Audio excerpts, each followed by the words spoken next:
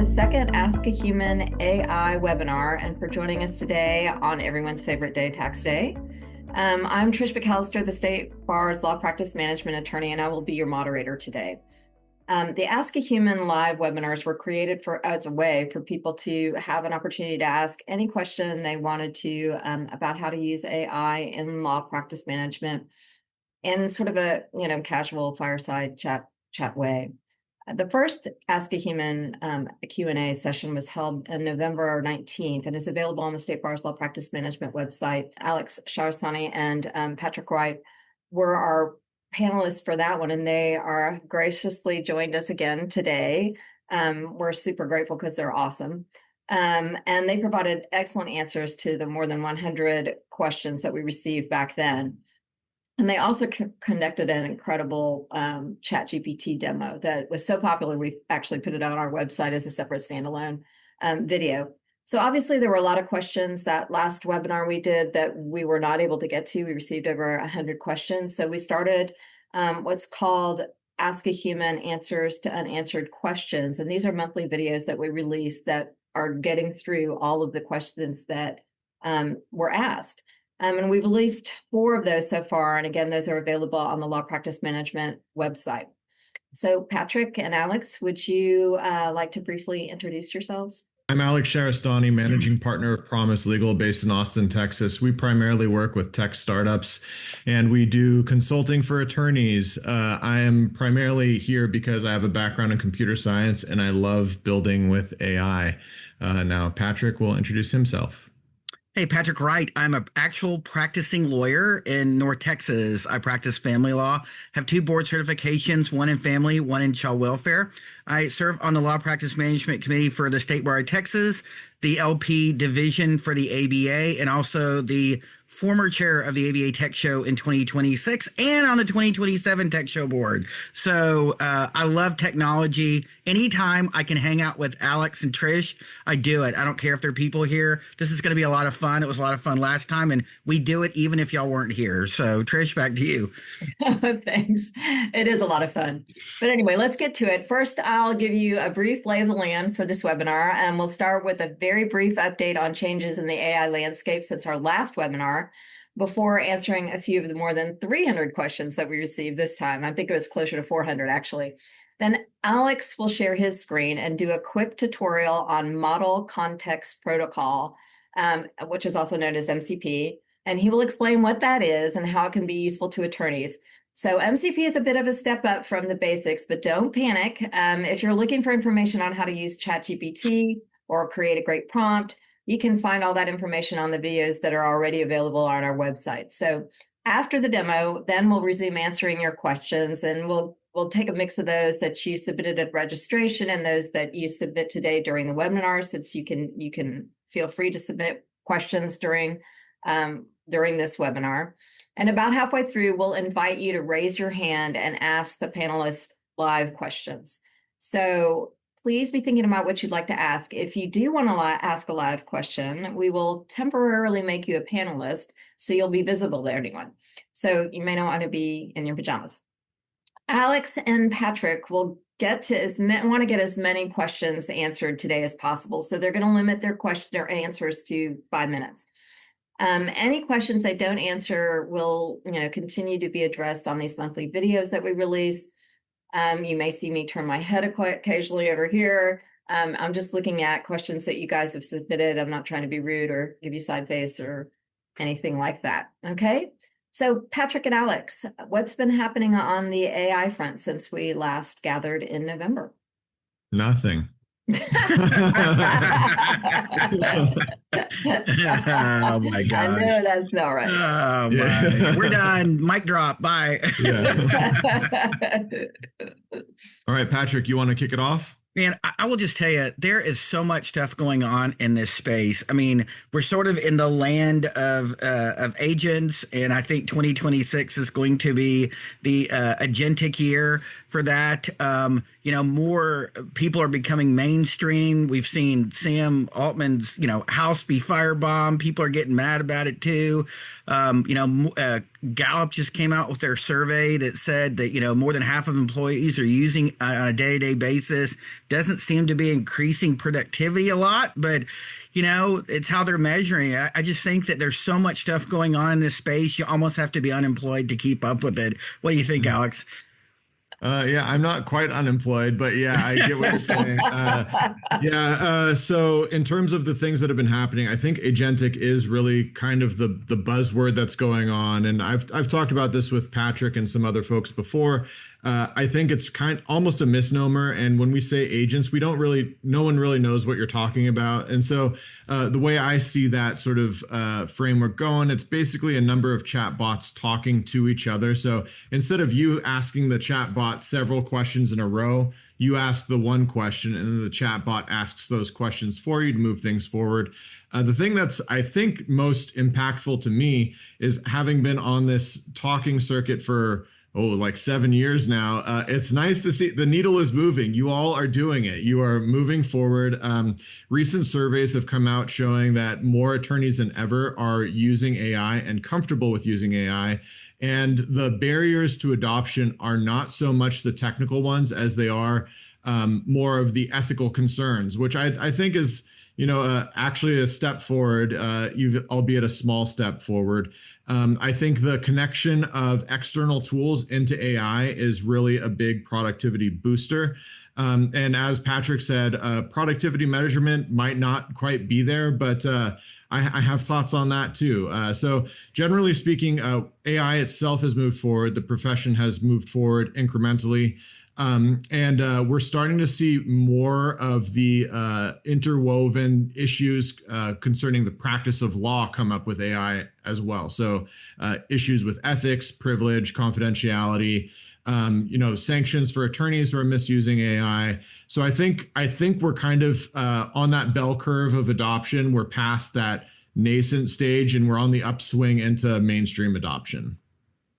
Yeah, I'll just throw this out there too. I thought this was kind of humorous. Number one, well, not humorous, but some of y'all that follow this space and what Alex was talking about was certainly we had the Hepner case and the Warner case where fairly recently where clients were using it. At a talk at Tech Show, I asked the audience how many lawyers had seen their clients using it. Probably about 40% of the audience said that they had received either ChatGPT or Claude drafted documents either from their clients or were battling them out in court. But I will say, Alex, it's kind of humorous. There's a recent example of a court that was like really looking at, they thought the lawyer had like used chat, and it turned out it wasn't the lawyer who had used it. It was a legal assistant who had copied something from the associate. So we're sort of left with the question now, should law firms be required to disclose when they use a human paralegal instead of Claude? We may be at that level. I don't know. But yeah, there's a lot going on in the space.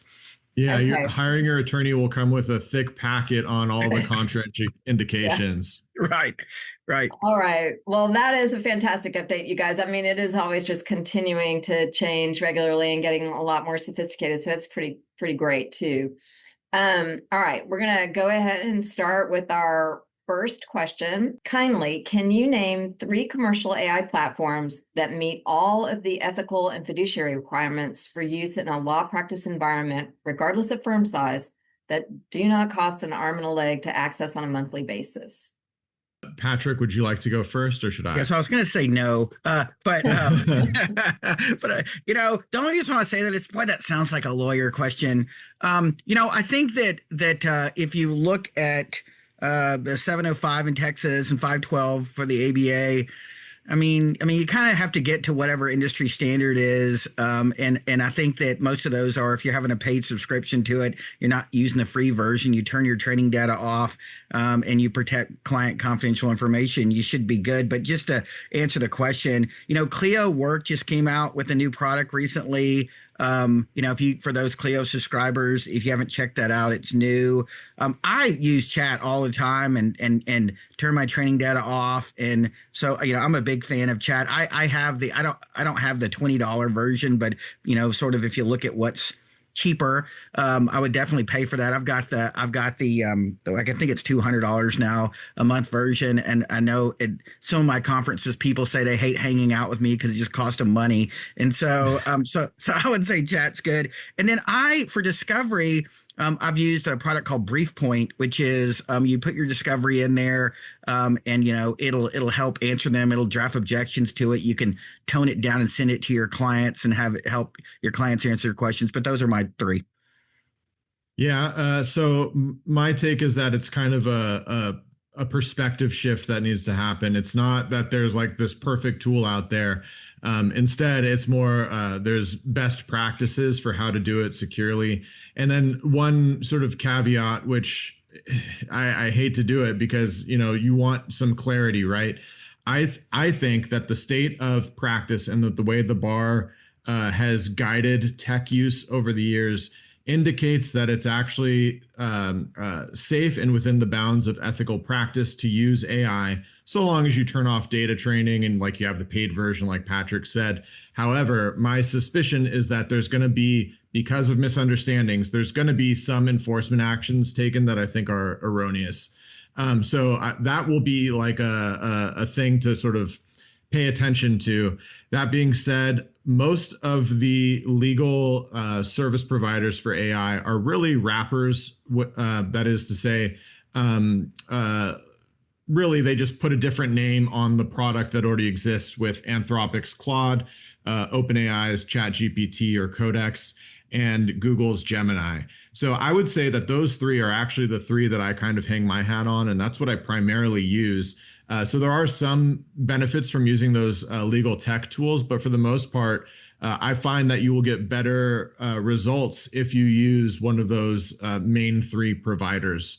One other thing to note is, and this is something I probably should have mentioned in the what's been changing. So there's something called open source models, which was kind of the genesis of this whole AI boom in the first place. And that's where it's a publicly available service that you're able to run on your own hardware. In the past, it has been way too expensive for that to be practical for most individuals, where you're like buying a $40,000 machine to run an agent. These days, however, there are so many models out there that will run not only just on your device. Like I have a model that runs pretty well on my phone. And what that means is that it doesn't go anywhere on the internet. It just stays on my phone and provides all the information to me from there. There's also ones that are so small that they run in your browser, so you don't even have to do an installation. Now the quality drops, but I think if you're really looking for, the absolute like platinum level confidentiality and privilege protecting measures, that would be the on-device models. And the big ones that came out recently are Gemma 4, that's by Google. Installing it, if you have Android, there's an app that lets you download it and play with it locally. It's by Google as well, so you're getting it directly from the source. If you're on your computer, there's an open source thing called Ollama. And you can install Ollama and you can download a local model and interact with it there. And that interaction does not go anywhere else except for your machine. Okay, great. That's more than I knew. Let me just tell you. So thank you guys. That's very helpful. So the second question we have, and this is one that came up kind of repeatedly in the questions, was how can I verify citations or content that AI produced? Yeah, I would just say that that seems to be, if you look at most of the use cases for these products, one of the number one ways was legal research. And so I certainly understand why that would be on the list of questions to ask, and certainly a concern. I hate to say this, but, a good way to do it is just go to Lexis or Westlaw and actually read the case and look at it. That seems very simplistic. I told an audience recently that the lawyers were going to hate me because it was all judges. And I asked the judges, like, how many of y'all are running people's briefs through a site checker? And none of the judges said they were. And so, there are some products out there. Describe Review is a very new one, probably like in the past 2 weeks, and they purport to claim that you can put your brief in there and run it, and it'll verify citations and also verify content. There's a couple of like Benchly is another one. It's BENCHLY.com. It's another product that it'll check content and sites. And then SiteCheck.ai is another one that you can use to check your citations. And then if you just want to see if something is AI generated, there's a product called Panagram, and Panagram has a legal section to it that they've built out that you could check for they say for briefs and stuff too. So those are just a couple of names. I haven't used Panagram, but I thought it looked interesting. Maybe Alex, you've used it. I don't know, but I'm just saying that's just a couple of products. Yeah, and I think part of why this question even comes up is because, I mean, all of you are attorneys, you know how to read the law, but I think there's like this element of it's a new process and you know how to do your process, but this almost feels like you're doing a whole new skill set, and so it can feel intimidating. But Patrick's right, it really is just checking your citations. Now, the way that I handle this, and this is like sort of a practical, you can try this out kind of thing. Basically, whenever I have something drafted, I tell the AI to list out every single citation and the claim associated with the citation within the document. So I feed the whole document in, and it'll list out every citation with the little snippet that is a part of the claim. And then if you're comfortable with this, you can have the AI actually go and retrieve links for each of those citations. And then you can ask it to check if that citation is actually in there. And then you can ask it to provide a link to that particular section. So what my final outlook looks like is I have a little spreadsheet of all the citations, and I'm able to go through one by one and click and check what it says there, where it is in the document, make sure it's not like the dissent or something. And you're able to go through that way in a sort of systematic way. And it can be part of your workflow in a way that doesn't mean, you kind of have to reorient yourself to how you're reading these documents, because you're kind of drafting someone else's work at that point. And I found that to be a really useful pathway forward. Citation checkers, I think, may or may not be good. I can't really speak to any particular one. I do know that when you're looking at something that's trying to identify whether it has been AI generated or not, they are easily fooled. And also like really AI has some things that look like AI, but that doesn't mean that a human didn't write it. So that's like another thing to sort of just be wary of. Like there is snake oil abounds, and a lot of this stuff you can DIY just as easily and with less expense. Yeah, I completely agree. I saw two case examples. One of a teacher who like flunked all his students, and they actually hadn't used AI, and the other one was they ran the Gettysburg Address through one of these AI checkers, and it said it was AI generated. And so I agree, you got to watch out. Yeah, you have to watch out. Well, actually, that kind of it's not our next question, but it's a question that came up. Kind of y'all's answers are segueing into this, which is, how can I tell if a pleading or other document is AI generated? Yeah, and there's some I don't know, Alex, if you've done this. I've actually run it through chat and asked, and it said to try to identify it, and it gave a reasonable good sort of explanation of that. Alex and I will tell you that some of it is linguistic, just looking at reading the document. So most of us know that. Like I had a lawyer that had filed something, and they said that my response was audacious, and I thought, we don't talk like that. So I do. You do, maybe Trish does. Maybe it was audacious. I don't know, but I'm like, what? Like audacious? That's actually the word I would use to describe Patrick. Yeah, I'm like, no, hey. Well, I was going to say, this is a PG show, so we have to be good. But anyway, so so I would just say wordage is some. The M dash. I mean, we know that's used a lot. And then, but there are some products out there that'll actually like our AI detection tools. GPT-0 is one, originality.ai is another. And so there are these things out there that purport to say you can put in there. I was shocked. I think I saw like Grammarly had something in there. I don't know what I think about that, but sounds right. yeah, it sounds frightening. Yeah, it does. And so anyway, what do you think about that, Alex? Yeah. So again, I think it's like a little snake oily. Like, I think really you can just use a traditional AI model and you can tell it, prove to me that this is AI, and then go to another chat session and say, prove to me that this is not AI. And you can kind of compare. But if I were really trying to make this analysis and I was trying to like get a gotcha, I would actually start at the end of the document, because of how AI works. Towards the end of the document, it like the further down you go, the more it loses the thread and gets a little weird. So you'll find a lot more errors towards the end to the extent that they exist.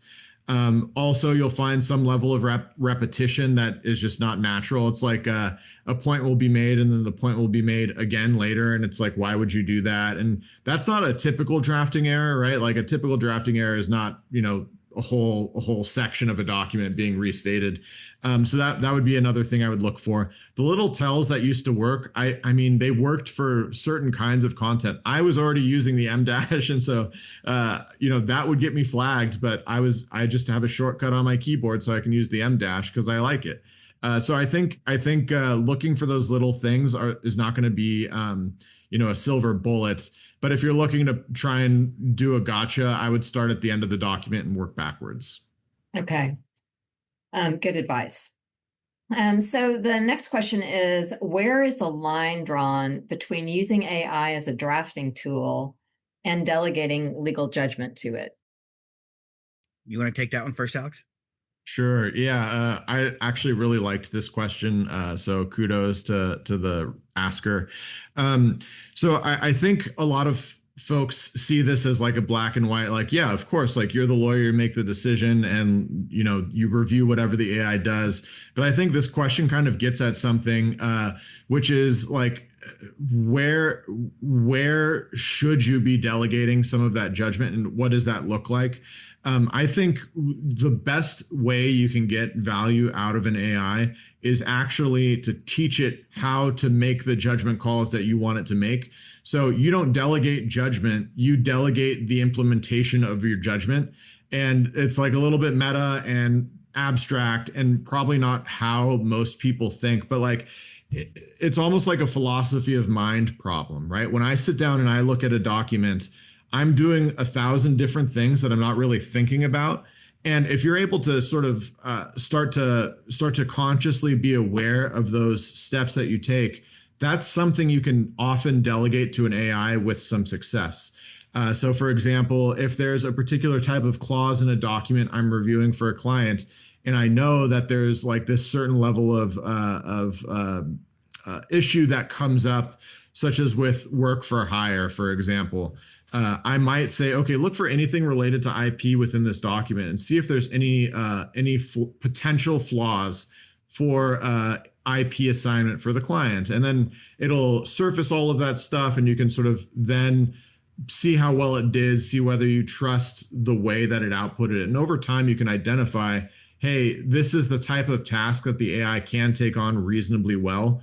For what it's worth, I still review everything, but there are some things where I'm like, no, I know what that looks like, and I know that that's right, and so I don't have to worry about it so much. But it is an exercise in identifying what judgments you're actually making in the first place, and I think that is actually like a non-intuitive step that people need to be taking. Yeah, I'll just throw in that so there's a professor at Wharton, Ethan Mullock, and he wrote a book called Co-Intelligence, a New York Times bestseller a couple years ago. If you haven't read it and you like this space, then go read it, because the subtitle is Living and Working with AI. And there's a portion of it about sort of co-working, co-writing, co-creating. And I think it probably the best sort of description of how you should work with an AI product that I've seen. I would say, I use it for drafting all the time. I think that I don't think you should ever delegate your judgment. I think that if you look at almost every single of the cases where lawyers have been hit with sanctions and their names splattered all over the news, Most of them are sort of lawyers behaving badly, and they would have been in trouble anyway, even if they used their traditional, even if they used the Westlaw Classic, they would still be in trouble because they're like the case is cited the wrong way, the content's not correct, and so I think that people just need to slow down. And like we always say, which is, the rules of evidence haven't changed. I mean, the rules of ethics haven't changed. Neither have the rule of evidence, by the way. And so ethics are the same rules. And so everyone like hits us with all these ethics questions, and we're like, well, really, nothing's changed. And so we still need to follow the same rules that we have. So I think that those rules are just an overlay on the technology. I think there may be need for changes on some stuff in the future, but right now we're sort of still in the early days of, the web and email still. And so, but I use it every day for drafting. And so, my thought is that you co-write with it, that it works great for correcting grammar. I mean, if you're a bad writer, you're not anymore, and I will tell you that if you see a lot of the improvement cases for AI, what they show is, if you're already functioning at like a 95% level, then there's going to be maybe a little bit of improvement, maybe some regression. But if you were down in like the 40%, man, you're getting a raise. And so that's usually what I'm saying. It's really going to help you out. So if you were scared of drafting, scared of writing, you're a New York Times bestseller now. So I'm just saying there's lots of ways to use it. Just don't. It's not as good as push a button. Here's my summary judgment. Take it to court. And I think that's a thing that people sell sometimes, and that's what gets people in trouble. Yeah. Well, Alex, I think it's time for you to do your demo on MCP. And then while you're switching screens, I do want to just answer, there's a question up here from a person who's been a criminal law practitioner for 40 years. And he has the question, what is my liability if I continue without AI? And we don't necessarily need to answer that one today, Patrick, because I'm just going to be pointing people to on our website, and I've dropped that link for you guys in the chat. There in episode 4 of the monthly videos, we had Brad Johnson and Shauna Willing at the CDC, the Chief Disciplinary Counsel, answer a lot of ethical questions. And one of the questions is, what if somebody doesn't use it? So I can answer that though, Trish. Pardon? I can answer that though. Oh, you can answer it if you want to. Yeah, and while Alex is getting us rolling, I'm really excited for Alex's thing. But while we're looking at that, 705 doesn't mandate that you have to use AI, and 512 doesn't either. And so, I mean, you just need to know with Rule 1. I mean, it's just a technology. So, it's just like using Office 365 or any other technology. You don't have to be a coder like Alex is right here. And so really, honestly, there's no mandate that you use it. So I think at the moment, you're not going to get in trouble if you're not using the product. But I will say for criminal law, there's some really cool stuff out there, from analyzing traffic stop videos to, any video thing that is, interviews by police officers. There's some cool products out there right now that'll do that if you're a criminal lawyer. And we don't have time for it right now because we want to get to Alex, but email me and I'll send you what those are, but they're pretty neat. So go ahead. Sorry, Trish. No, that's okay. I do encourage everybody to check out the episode 4, though, because there are some different perspectives on that video. Maybe not, in the future that it may become an issue. So, Alex, I can see that you're ready. Today, we're going to be walking through model context protocols, and that's the only time I need to say that word. You don't even need to think about what it means. The acronym is MCP. Another way to think about it is an app for your AI. So you got apps on your phone that you're able to interact with. An MCP is just an app that your AI is able to interact with. So basically, you're able to level up your content creation, review, whatever processes, because instead of you having to go and like get whatever thing, bring it back to the AI, tell the AI to do something, take it somewhere else, all that back and forth, you're able to do it all in one spot. For those who don't know, this interface is Claude by Anthropic. That's one of the big 3. I like it a lot. Someone in the computer and tech section said that they told a younger attorney they used ChatGPT, and the younger attorney said, "Okay, boomer," and I thought that was hilarious. Yeah, Claude is currently kind of the front runner in terms of like the sweetest bells and whistles. But with that, we're going to go ahead and get started. Patrick will be interjecting like questions and sort of ideas about how we're going to use some of these tools. And let's get started. So I'm in chat, or not chat GPT. I'm in Claude. I'm going up into the upper left-hand corner. I'm clicking File, going to Settings. On the left-hand side here, you can see the various settings that are available. You can go to... Hey, Alex. So Yes. This is just the straight Claude. This isn't Claude like the code or the Claude Cowork. I mean, right? It's just that, This right? is the desktop app. Desktop. So you Okay. you can download it for Mac or Windows. I believe you can even make it work for Linux if that's your jam. But you go here and you'll see that there's a little interface for connectors. These are the default ones, but we're going to go ahead and browse connectors. When we click here, we're going to get a pop-up with the various connections that are available. And sometimes I like to come here and just scroll and see all the various apps that you can add for your AI. So a lot of them are going to be kind of text specific because those are the most, forward users of AI, but lots of stuff that attorneys use is present as well. So today, I believe Patrick and I are going to do Canva. Is that right, Patrick? Sure. Let's use Canva. Now, let me ask you this, Alex, because you're starting to make me nervous with this. Do I have to have a coding background to do this, or am I just clicking on things? No, we're just going to click. I'm going to show you. So I uninstalled all of them so I can show you how to do it here. But you click on the little plus button. That's it. It's opening a browser tab. I won't show it to you, but basically it's one of those authorization windows and it says, is it okay if this app connects? And you just click allow, if that's what you want it to do. I got authorization successful. It's going to go back and work. Yep. And now you see up here connected to Canva. It's a little cut off, but that's what it says. Then I'm going to go back to chat. And if I go down here, you don't have to do this step, but just to show you, down here in connectors, Canva is now available. And so for those that are wondering, why did he pick Canva? Right now on the top 50 Gen AI web products, Canva's number 3 for monthly visits. So it's a very popular one.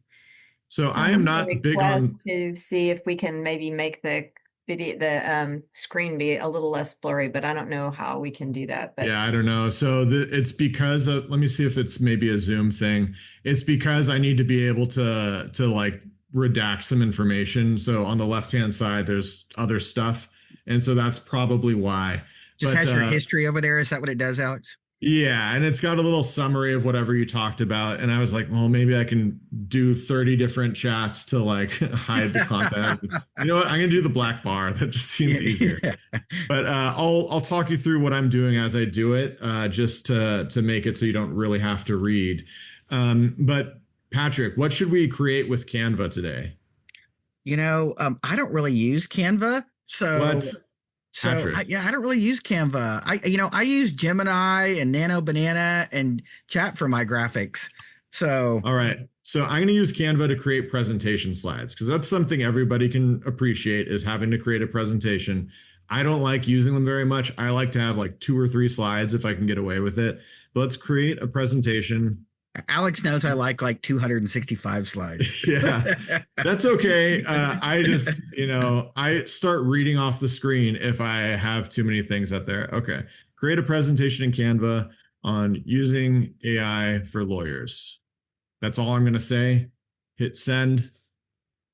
And now, right now, this little indicator is just that it's generating. It's probably going to ask my permission for some stuff. It might not just because I've used it in the past, but let's see. So I would hazard a guess that within 60 seconds, I'm going to have 4 different versions of a presentation on AI for lawyers ready to go, well designed, perhaps with content a little bit off. But remember, I haven't given it any content. Here, this looks like a new feature. It's giving you a way to go in and actually change the content of the slide. But then once you're ready, you can click on this button here that says Generate Design. So very user friendly. I clicked it. I send it, and now it's generating, and I'll be able to show you the output once it's done. Do you have different thinking modes in Claude? Yeah, so down here is where you can select the models. So just like ChatGPT or any other AI, you can select stronger or weaker models, or you can think of it as faster and slower. And then you can turn on thinking mode, which is, I think, where people started talking about agents more or less. But generally speaking, it's just the AI breaking down your question into several sub questions before providing you with the answer. Yeah, can you let me ask you this? I don't know if you've done this or not, Alex, but have you put your entire paper in there and have it Yes. generate a slide deck for your paper? I have. So here we go. Look, 4 design options for AI, using AI for lawyers. So it gives me a little preview of the various title slides. Let's just go ahead and click on the first one. Oh, this is cool. This is new too. It used to be you had to click into Canva, but I can show you here. So slide 1, current state. Slide 2, core capabilities. Slide 3, legal research transformation, document drafting, client service automation, ethics, continuing obligations, implementation, the future. Yeah, that's like the outline that I would follow on a talk, right?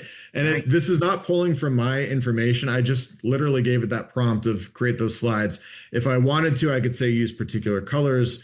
Make sure you mention something about Alex and Patrick in there. Here's the outline. Here's the content that we're going to hit. Make them verbose. Make them, sparse, whatever the case might be. And you can do that. And Canva is just the one that I wanted to share with you because my client information is not going to leak out for 1,000 people today. But there are so many apps in here, and if there isn't an app, there is a way to connect to that app. So say Clio doesn't have an integration, I guarantee there's a way for you to connect to Clio with your AI if you wanted to. So what's your favorite app that you use all the time? So I'm like the nerd, right? I really like the skills. So it's not actually an app. Let me pull it up for you real quick.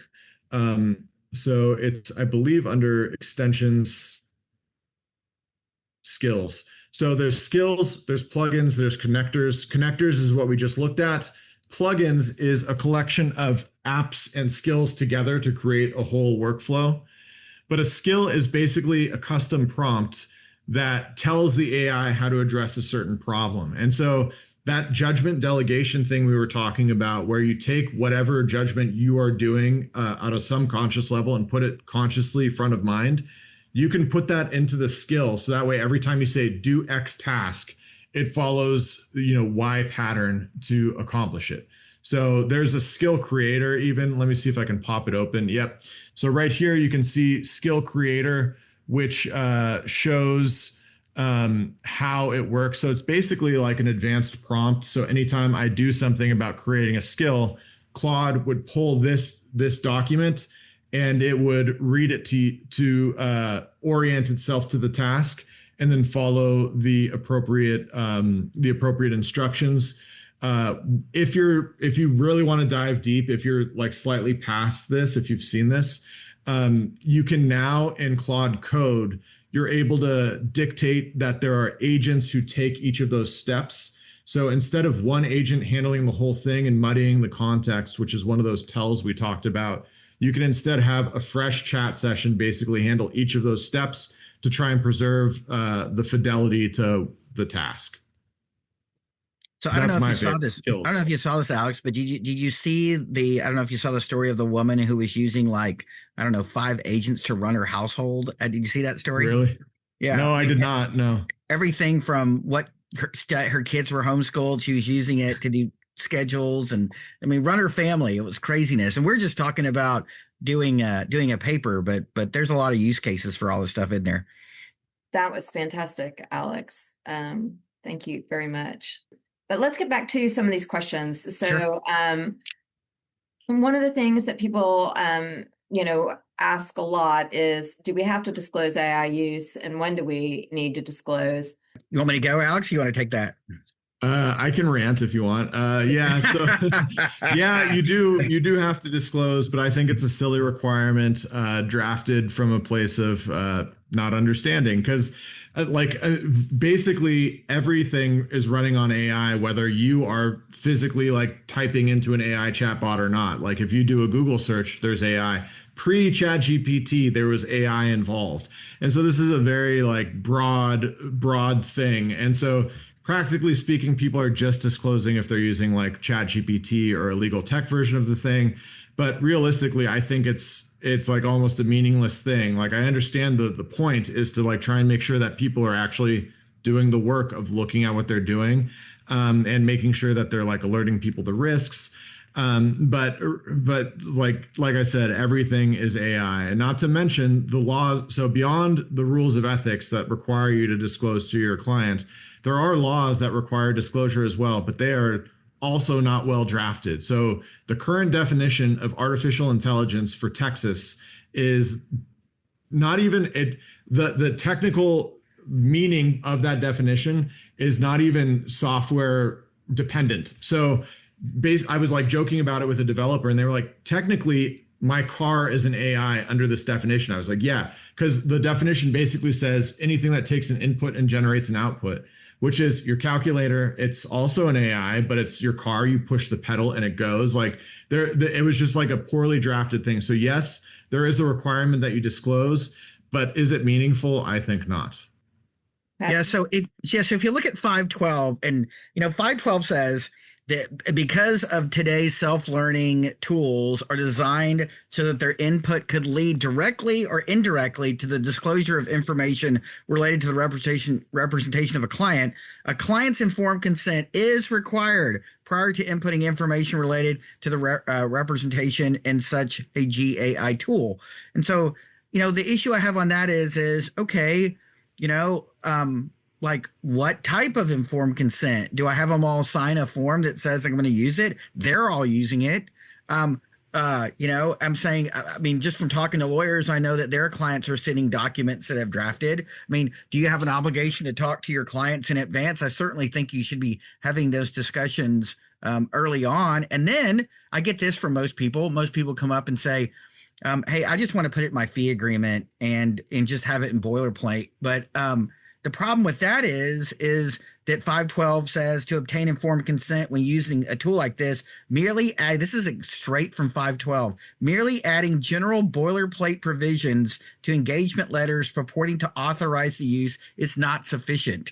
And so, what 512 is sort of pushing, Alex, is like, what?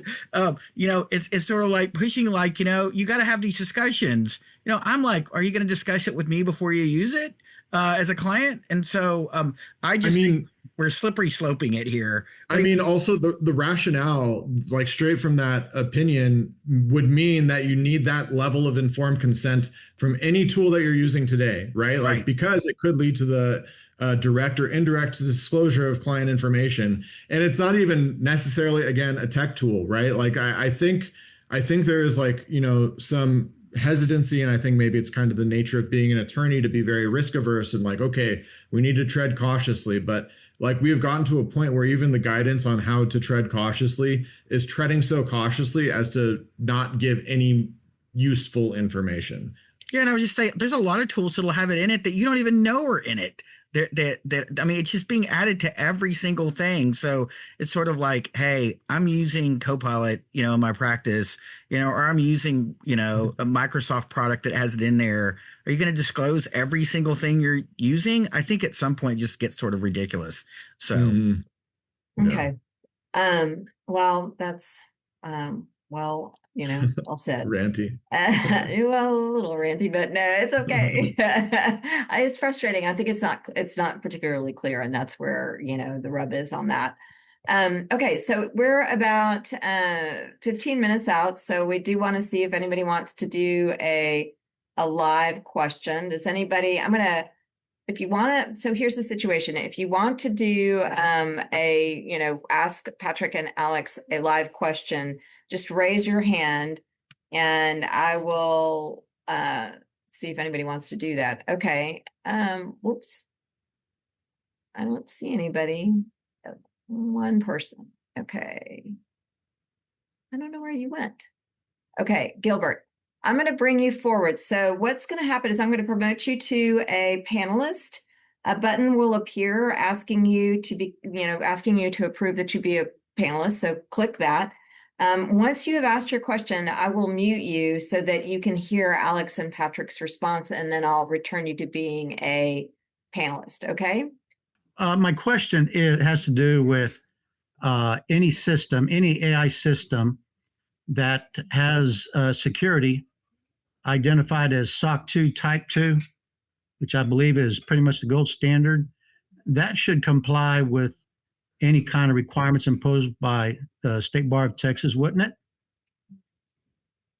I think it comes back to I think generally speaking, the use of AI is actually ethically compliant so long as you take those particular steps. But there is a lot of misunderstanding. So SOC 2 Type 2 doesn't necessarily mean that somebody on the other end of the computer can't see your client's information. It's a security posture, not necessarily a confidentiality one. So, and this is not just an AI problem. This is just how tech works. If I am providing you with a tech tool, I need to be able to see what's happening on the back end, which means I can see whatever you put in there. I don't care, but it's there. And so your real protection is going to be contractual and how reputable the company is. Is it reasonable to presume that when they give you a privacy policy that says they're not going to look at your information, they really mean it? That's really the question. And it's a question that should apply to all of your tech. And one other thing that I want to note before I'll let Patrick take it on, sometimes folks will say SOC 2 compliant, which is not the same as SOC 2 audited. So there's no one policing whether SOC 2 compliance is being falsely claimed. And if you say you're SOC 2 compliant, that might mean you've taken some steps, but no third-party vendor has actually vetted it for you. And that's really what you're, I think, asking about. You want to make sure you're getting the ones where it's actually vetted by a third-party auditor. Yeah, I would chime in and say, agree with what you're saying, Alex, because whether it's SOC 2 compliance, which is, we know, industry, sort of industry standard, or I think GDPR is the European, that's sometimes seen as well, that I think that those are helpful, but I still think that you still have to follow the ethical rules. And I don't think that you can just rely on SOC 2 or a European standard to get you over the hurdle. I think that you still have to look at the ethical rules and look at the terms of service of your product and see how it's used. You couldn't say it's SOC 2 compliant and then leave your training data where they can train on your data. I mean, even though it's SOC 2, you'd want to train that off, and you'd want to check and verify that they're not training on your data, which is the reason why, while we tell everybody you don't have to be a coder, you still need to look and figure out what the terms of service are so you can look and see. Many products will say, we don't train on your data. And so you just need to look and see what those are, because they vary. And you're gonna run into some confusion. And this is where I think there's an issue within the bar of basically we are looking at AI as a new beast when it's really not. And there are a ton of tools out there that are very widely used. And the privacy policies in terms of service don't indicate to me that they are not necessarily looking at your data. That is this glaring hole in the whole framework of confidentiality and privilege for attorneys. And I'm glad we're having the conversation, but it's confusing because I think the rules that have come out were based on confusion. Mitchell, I'm gonna unmute you. Can you go ahead and ask your question and turn on your video if you could? So I've been practicing about 40 years in complex commercial cases. Some federal, half and half federal, half state. I just signed up recently with VLEX, which is Patrick's, I think, favorite at Clio. And so I asked the rep this question. This is why I want you guys to comment on, because I see lawyers getting in trouble and getting sanctioned for submitting that stuff, that cases don't exist, or what the case says doesn't say that. You know what I'm talking about, right? Right. Mm-hmm. So I asked the rep, I said, well, what's VLEX going to do for me? Because if I have to check all this stuff, I might as well just do it the old-fashioned way and write it myself. And she goes, the answer is simple. The guys that get in trouble, and I'm kind of paraphrasing, they're using open AI system at $30, $40 a month. And because they use that, it searches the whole web and pulls all kind of chatter and all kind of crap that as a lawyer you wouldn't pay any attention to. And she goes, but with VLEX, we have our own closed system, our own legal research base. Therefore, you can feel more comfortable, to what she said, in drafting your briefs and whatnot. Now, before you answer that, I will just throw this in. I came up with an idea and I started using it successfully. I'm getting pretrial orders, standing orders throughout the case that say, if you use AI to draft something, you have to certify, I didn't use AI for this. All of this is AI drafted, or paragraphs 4 through 10 are AI drafted, and I checked it, I site checked it. And you have to sign it under Rule 13.